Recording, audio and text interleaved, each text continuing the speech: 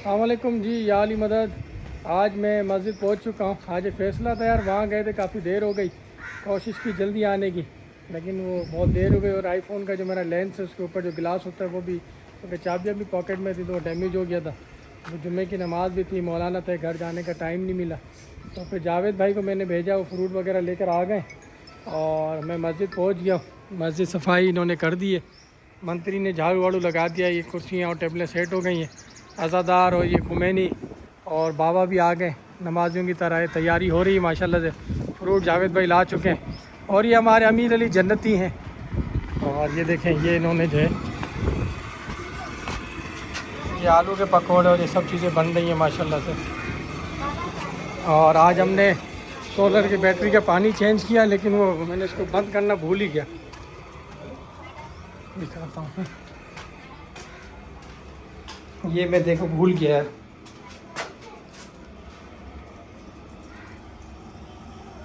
تو آج اس میں یہ کیپ لگاتے ہیں۔ Thank you. بس بس بابا،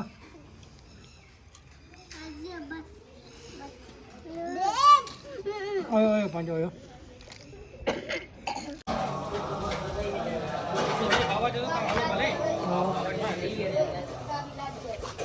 تو اس وقت جو ہمیں سب سے بڑا مسئلہ ہے، ماہ مبارک کا مہینہ ہے جس کو تزکیہ نفس کا مہینہ کہا گیا ہے، کہ میرے بندے اس مہینے میں اپنے نفس کو پاک کر لو تاکہ باقی 11 مہینے ویسی زندگی گزارو جیسی ماہ مبارک میں گزاری ہے۔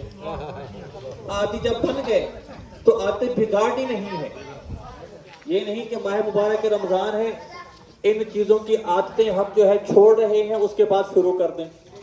پروردگار چاہتے ہیں کہ 12 مہینے ماہ مبارک کے رمضان جیسے ہوں، 12 مہینے ہی ایسے ہوں۔ جھوٹ بولنے سے روزہ ٹوٹ جاتا ہے تو کیا جھوٹ کے گناہ 12 مہینے میں نہیں ملتے؟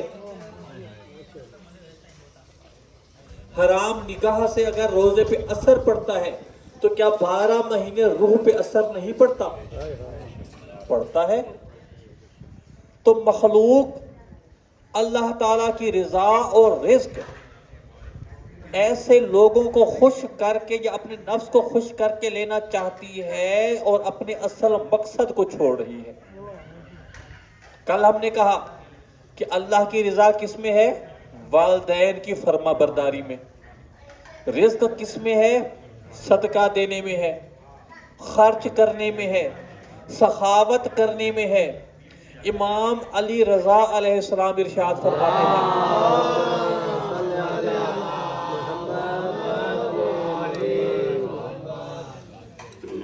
بنی اسرائیل میں ایک شخص کو خواب آیا، تو جو میری طرف ہے، بنی اسرائیل میں ایک شخص کو خواب آیا کہ تمہاری آدھی زندگی اچھی گزرے گی، آدھی زندگی بری گزرے گی، آدھی زندگی میں آسائشیں ہوں گی، آدھی میں تمہیں پریشانیاں ہوں گی۔ مثلا 100 سال زندگی ہے، 50 سال آسائشوں والے ہوں گے، 50 سال تنگ دستی والے ہوں گے۔ بتاؤ تمہیں کیا چاہیے؟ مطلب کہ پہلی زندگی آسانیوں والی چاہیے یا آخری زندگی آسائشوں والی چاہیے؟ تو اس نے خواب میں جواب دیا کہ صبح ہماری طرح اپنی بیگم سے پوچھ کے بتاؤں گا، گھر میں مشورہ کروں گا۔ مشورہ ہوا، کہا پہلی زندگی ہم لے لیتے ہیں آسائشوں والی، بعد کی بعد میں دیکھی جائے گی۔ تو دوسری رات خواب آیا، پہلی زندگی مانگ لی، اب آسائشیں آنا شروع ہو گئیں۔ اردو میں کہتے ہیں چھپڑ پھاڑ کے آنا، کہاں سے رزق آ رہا ہے پتہ ہی نہیں چل رہا، کہاں سے میوہ جات آ رہے ہیں پتہ ہی نہیں چل رہا، آسائشیں شروع ہیں۔ اب انہوں نے کیا کیا؟ جو نعمت ان کو ملتی یہ اس کو بانٹنا شروع کر دیتے۔ سخاوت، جو نعمت ملی، اللہ تعالیٰ 2 طریقوں سے رزق بڑھاتے ہیں، سخاوت سے اور شکر سے۔ امام زین العابدین علیہ السلام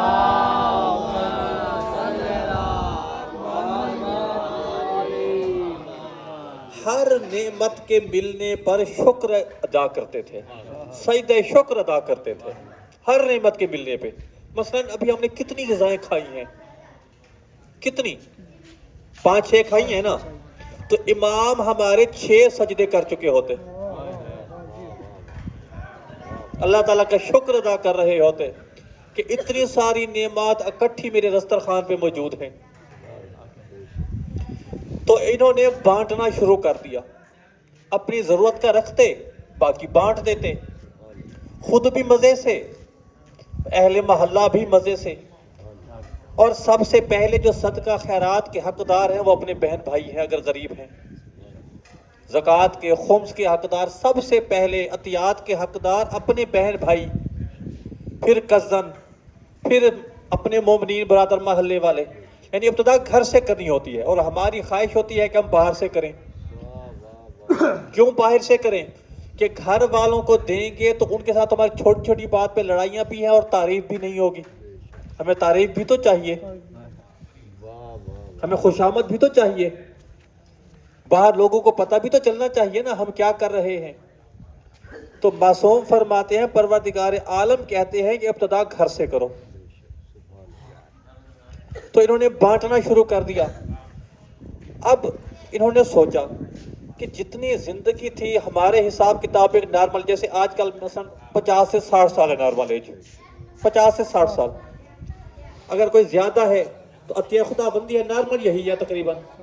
तो उन्होंने सोचा कि ये तो हम अपनी हद क्रॉस कर चुके हैं, आसाइशों वाली जिंदगी की हद क्रॉस हो चुकी है। हमारे मुताबिक जितनी एक तिब्बी जिंदगी चल रही है उसके हिसाब में तो हमारी आसाइशों वाली जिंदगी का इख्तिताम होना चाहिए। ये मुसलसल बढ़ रही है। तो ख्वाब आया कि तुम्हारी आसाइशों वाली जिंदगी उतनी ही थी जितना ख्वाब में कहा गया, मगर तुम्हारा सखावत करना, रिज्क को बांट देना, दूसरों को अपने साथ शरीक करना अल्लाह ताला को इतना पसंद आया कि अब पूरी जिंदगी ऐसे गुजरेगी।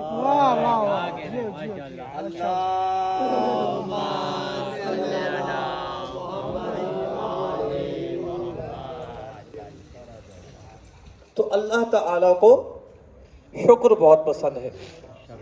अल्लाह ताला को शुक्र इसलिए भी पसंद है ताकि पता चले, जैसे हम दुनिया में दूसरे को थैंक्स बोलते हैं, तो सबसे पहले हकदार तो हमारे अल्लाह ताला हैं कि जिन्होंने हमें इस दुनिया में पैदा कर दिया, फिर इतनी आसाइशें दे दी। तो जिन्होंने हमारा छोटा सा काम कर दिया, छोटे से काम आ गए, तो उनको तो हम शुक्राने के लिए बाअदब खड़े रहे। मगर जिस अल्लाह ने इस कायनात को बनाकर हमारे हवाले कर दिया, खाओ पियो मगर इसराफ ना करो, फजूल खर्ची मना है, इसराफ मना है, खाना पीना मना नहीं है।